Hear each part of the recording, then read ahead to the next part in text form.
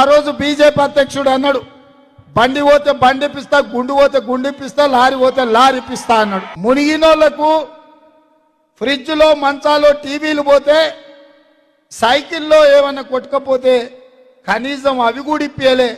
ఆయన చెప్పిండు, బండికి బండి గుండుకు గుండు అని.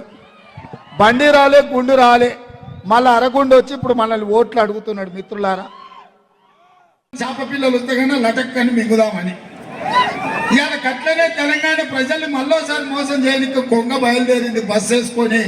ఈ కొంగ పట్ల కూడా అప్రమత్తంగా ఉండి ఈ కొంగ కోటేసిరంటే అది పరోక్షంగా బీజేపీకి వేసినట్టే.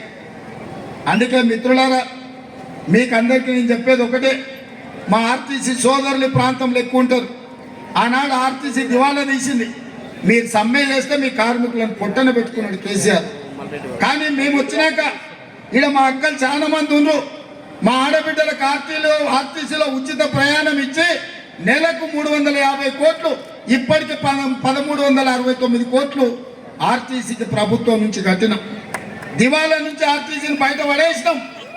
మా అక్కలు, మా ఆడబిడ్డలు అమ్మగారింటికి పోవాలన్నా, అత్తగారింటికి పోవాలన్నా, ఇంటాయన మీద కోపం వస్తే చెప్ప పెట్టకుండా అమ్మ ఇంటికి పోవాలంటే కూడా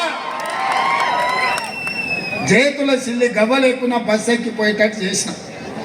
యాదగిరి గుట్టకు లేకపోతే భద్రాచలంలో రాముల వారిని దర్శించుకోవాలంటే ఒక్క పైసా పెట్టుబడి పెట్టకుండా దేవుళ్ళను గుళ్ళను దర్శించుకునే పరిస్థితి రూపాయలు వైద్యానికి ఉచితంగా ఇచ్చినాం. ఆడబిడ్డలకు 500 రూపాయలకే ఇవాళ సిలిండర్ ఇస్తున్నాం. కేసీఆర్ మోడీ కలిసి 1200 చేస్తే ఇవాళ ఆడబిడ్డలకు 500 రూపాయలకే సిలిండర్ ఇస్తున్నాం. ఇంటూ కరెంటు చూస్తే కరెంటు షాక్ కొట్టినట్టు ఉండే 200 యూనిట్లు పేదోళ్లకు ఉచితంగా కరెంట్ ఇచ్చి ఇవాళ పేదల్ని ఆదుకున్నాం. అదేవిధంగా పేదవాళ్ళకి ఇల్లు కట్టుకోనికే 4,50,000 ఇల్లు, 22,500 కోట్లతోటి రాష్ట్రం నలుమూలల ఇందిరమ్మ ఇల్లు పేదోళ్ళు కట్టుకోనికే 5 లక్షల రూపాయలు ఇవాళ ఉచితంగా ఇస్తున్నాం. 30,000 నిరుద్యోగ ప్రాంతంలో తాగునీటి సమస్య తీర్చినాం. మెట్రో రైలు వేసినాం, ఔటర్ రింగ్ రోడ్ కట్టినాం, అంతర్జాతీయ ఎయిర్పోర్ట్ వేసినాం. ఇన్ని చేసిన మనం ఈసారి మన ప్రభుత్వం ఉంది, మన ప్రాంతాన్ని అభివృద్ధి చేసుకోవడానికి పూర్తిగా మనకు అవకాశం ఉంది.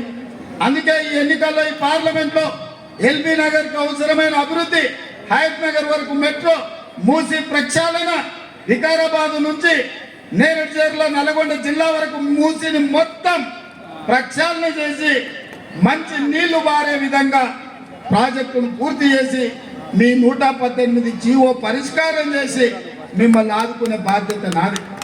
మరి ఇన్ని పనులు చేసే నేను మిమ్మల్ని ఏం అడుగుతలేను, మనులు అడుగుతలేను, మాణిక్యాలు అడుగుతలేను, మీ ఇంట్లోన ఏమైనా చిన్న చిన్న వజ్ర ముక్కలు ఉంటే అవి కూడా అడుగుతలేను.